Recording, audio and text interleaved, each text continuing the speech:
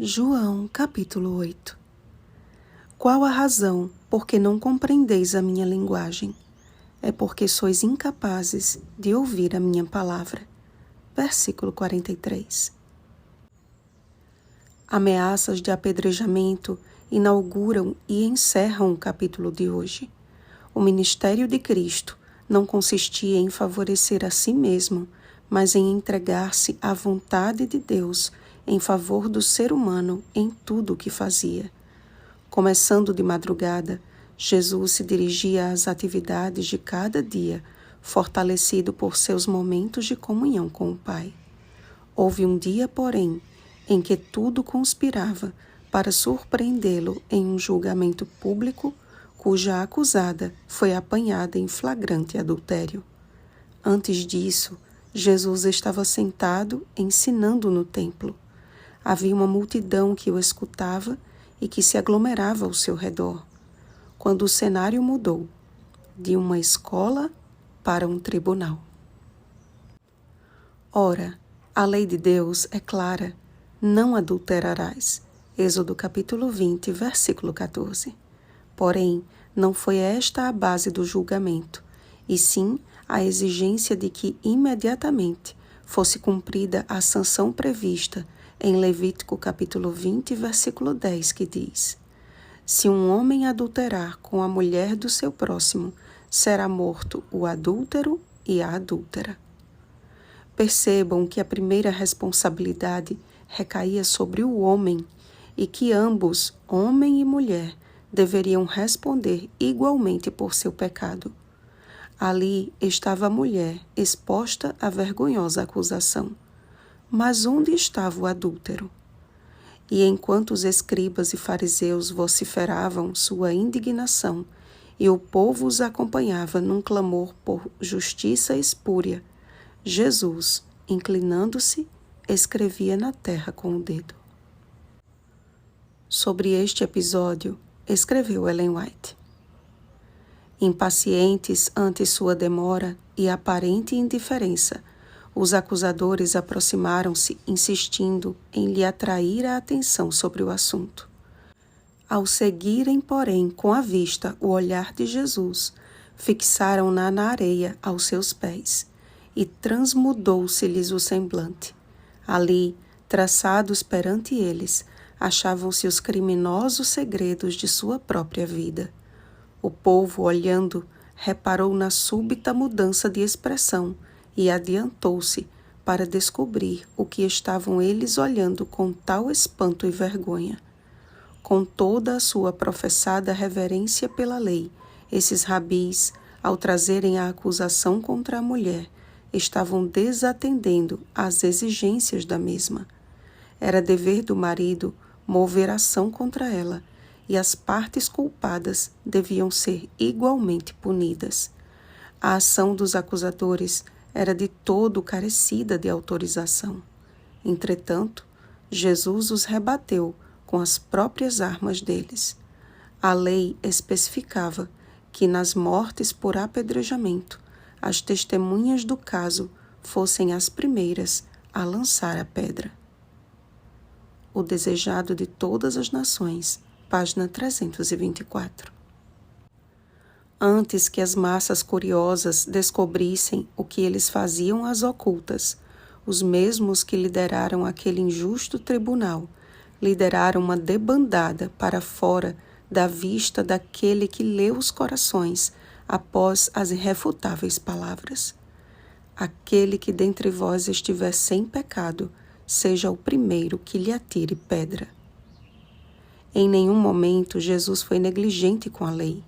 Muito pelo contrário, em sua dignidade, encerrou aquele espetáculo que em nada comungava com a justa medida de sua lei.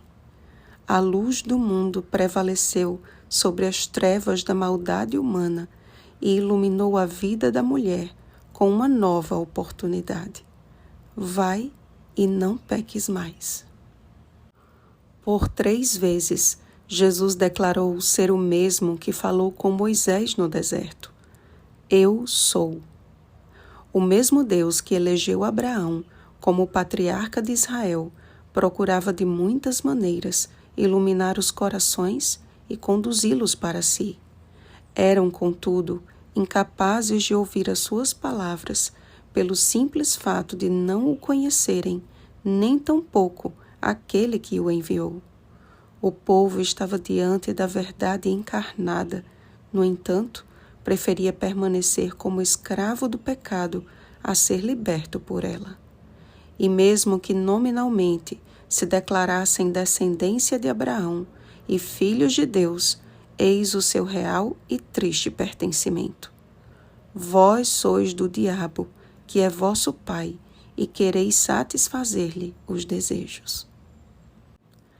Sabem por qual razão muitos não compreendem as Escrituras? Pelo mesmo motivo, são incapazes de ouvir. Acostumaram-se a se alimentar do que sai da boca de homens e não do que sai da boca de Deus.